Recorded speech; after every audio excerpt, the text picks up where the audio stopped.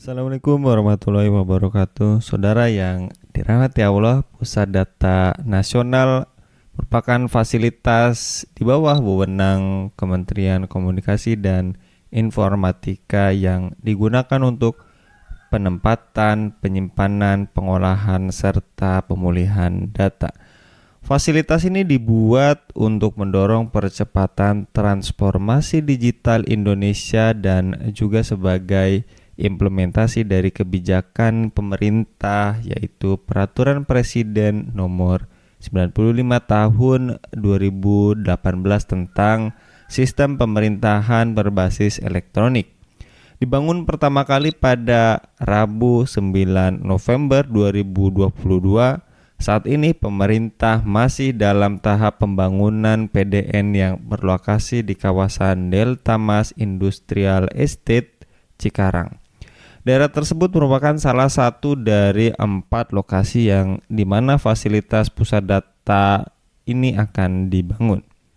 Oleh karena itu masih dalam tahap pembangunan, Kemenkominfo menyediakan layanan pusat data nasional sementara untuk mendorong proses migrasi data secara bertahap.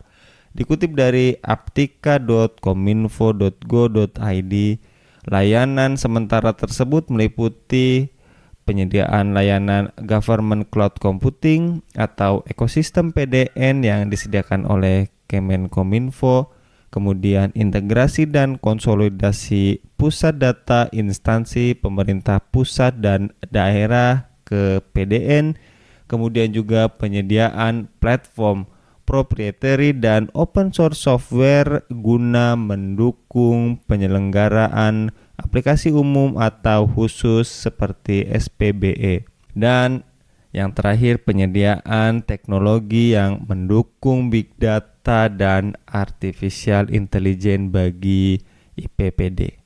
Layanan-layanan tersebut dilakukan sebagai upaya signifikan pemerintah untuk membangun infrastruktur digital yang terintegrasi dan efisien. Namun, meski dibangun guna mendukung tata kelola data dan memperkuat e-governance, fasilitas pusat data nasional ini masih saja mengalami gangguan yang berdampak pada sektor-sektor layanan publik di Indonesia. Seperti yang terjadi akhir-akhir ini, terjadi gangguan pada pusat data nasional yang diduga akibat serangan siber, ransomware, atau peretasan. Padahal adanya fasilitas pemusatan ini diyakini untuk menghindari gangguan teknis, salah satunya serangan hacker apabila tetap disimpan pada instansi masing-masing daerah. Bahkan berdasarkan keterangan Direktur Network dan IT Solution PT Telkom, data yang saat ini terkena serangan ransomware tidak dapat dipulihkan. Saudara yang dirahmati Allah, serangan peretasan merupakan jenis perangkat lunak berbahaya yang dapat mengenkripsi data pada suatu sistem komputer atau perangkat lain. Adanya serangan ransomware ini, pengguna atau pemilik data tidak dapat mengakses data tersebut.